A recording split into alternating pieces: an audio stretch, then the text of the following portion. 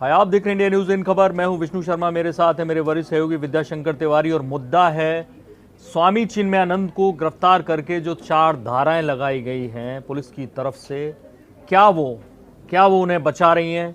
क्या यूपी सरकार, यूपी की पुलिस या एसआईटी जो सुप्रीम कोर्ट ने बनाई वो दबाव में है? क्या वो बचाना चाहती है? और उसकी वजह ये 4 धाराएं, पहले मैं बता दूं वो 4 धाराएं कौन सी, उनमें से कौन सी धारा ऐसी है जो साफ साफ स्वामी चिन्मयानंद को बचाने का संकेत देती है। पहले वो 4 धाराएं बता देता हूं जो लगी है उनके ऊपर। 342 लगी है आईपीसी की धारा, जिसके तहत आप किसी को बिना उसकी मर्जी के कैद में रखते हैं, ये उसलिए लगाई जाती है। एक 354D है, स्टॉकिंग की धारा है। अगर आप किसी का पीछा करते हैं इलेक्ट्रॉनिक माध्यमों से, महिला आपके साथ रिलेशन नहीं बनाना चाहती लेकिन किसी तरह से आप उसे फॉलो करते हैं, पीछा करते हैं, नज़र रखते हैं, तो ये उसके लिए लगाई जाती है।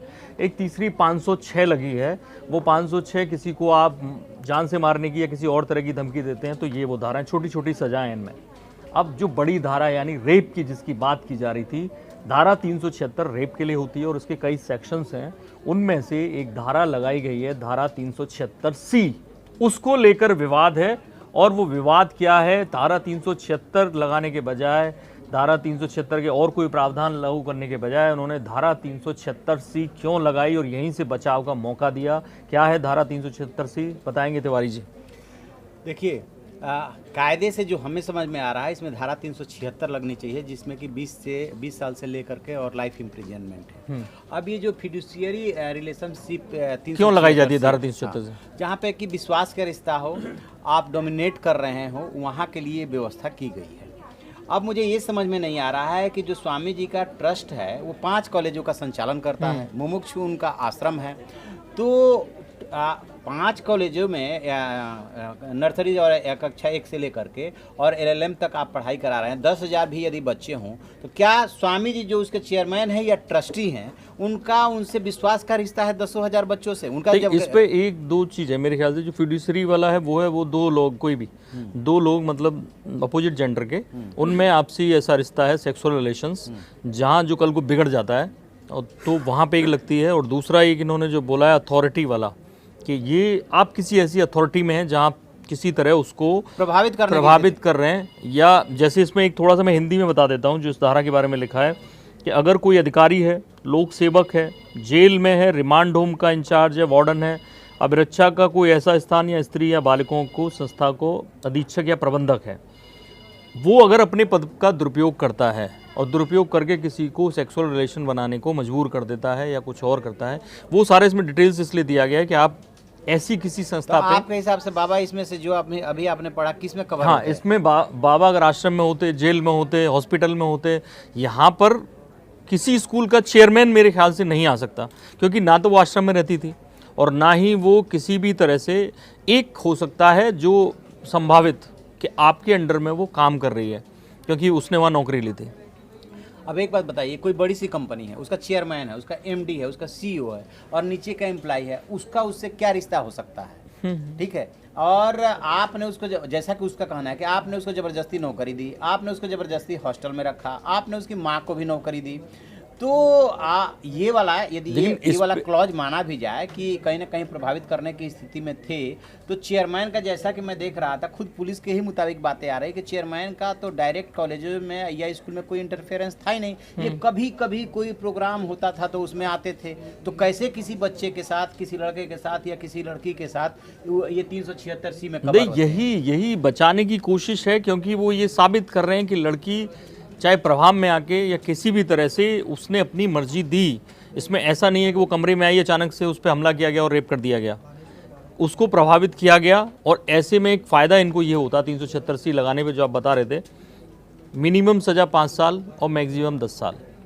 यही मुझे जहाँ तक लग रहा है कि यही मकसद है। और शायद पुलिस ये भी साबित करना चाहेगी, चूंकि दूसरा पैरेलल केस चल रहा है ब्लैकमेलिंग वाला, कि वो ये साबित करना चाहती है कि कहीं ना कहीं इसमें रजामंदी भी थी। रजामंदी थी क्योंकि 1 साल तक आप शोषित होते रहे, तुरंत आपने आवाज़ नहीं उठाई। और जो ब्लैकमेलिंग वाला एंगल आ रहा है उसमें लड़की का भी नाम आ रहा है, जो अभी तक बातें आ रही है मीडिया में, उसका फ़ायदा उठाते हुए पुलिस ने ये, मैं कहूँगा कि कमज़ोर धारा लगाई है। कायदे से इसमें 376 लगना चाहिए था। और होता क्या है विष्णु जी, कि जब भी कोई आप FIR लॉन्च कराते हैं, तो FIR का मतलब ही होता है फर्स्ट इन्फॉर्मेशन रिपोर्ट। उसमें जांच शामिल नहीं होता है। पहले जो लड़की कह रही है, जो कंप्लेनेंट कह रहा है, पहले आप पहले वो उसको धारा दर्ज लगती है। कीजिए। उसके बाद ड्यूरिंग इन्वेस्टिगेशन आप यदि पाते हैं कि इसमें कुछ डेविएशन हो रहा है, कुछ बातें मैच नहीं कर रही है, तब जाकर के आप उस धारा में चेंजेस करते हैं आरोप पत्र दाखिल करने के दौरान की। लेकिन आप ये भी इस पे सवाल हो सकता है ना कि एसआईटी तो अपनी जांच कर ही चुकी है, जो उसको टाइम है 23 तक उसको रिपोर्ट देनी है, तो एसआईटी ने जांच के बाद ये लगाई है।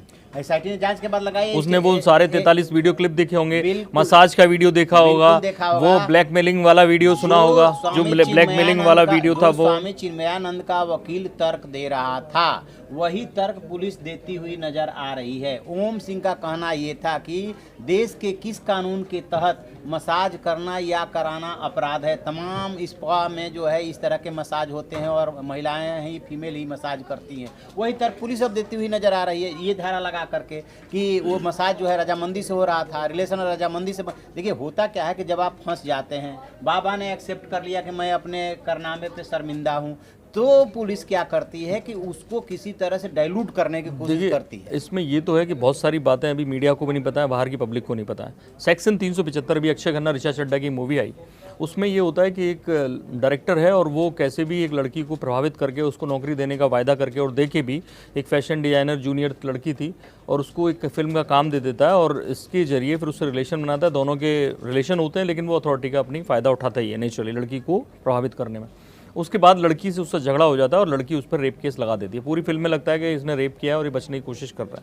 लास्ट में वो ये साबित कर देता है उनका वकील कैसे दोनों के रिलेशन थे, लेकिन लड़की अभी नाराज़ हो गई है, इसलिए उसने ये केस लगाया। लेकिन उसके बावजूद यहाँ दो चीज़ें, कोई किसी को फंसाना चाहे तो ये धारा काम आती है, और कोई किसी को अगर इसको रेप का केस लगाना हो तो ये बचने के भी काम आती है, जो बाबा के काम आ रही है।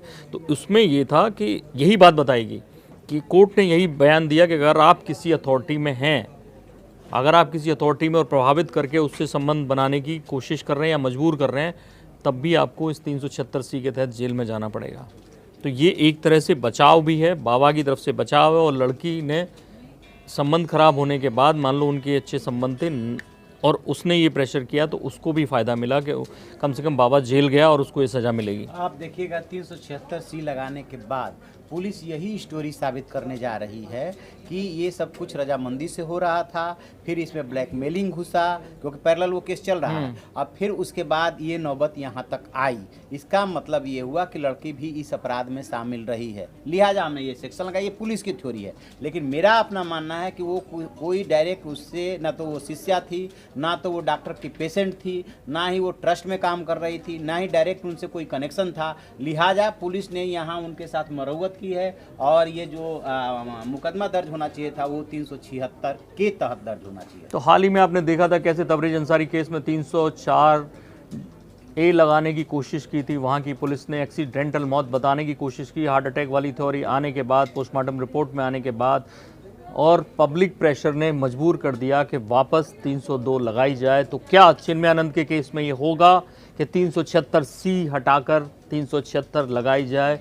वो तब हो सकता है जब पब्लिक प्रेशर बनाए। तो हम नज़र बनाए हुए हैं इस केस पर, जैसे ही कोई अपडेट होता है आपको बताएंगे। देखते रहिए इंडिया न्यूज़, सब्सक्राइब करें इन खबर। थैंक यू, नमस्कार। इन खबर चैनल को सब्सक्राइब करें और बेल आइकन दबाना ना भूलें।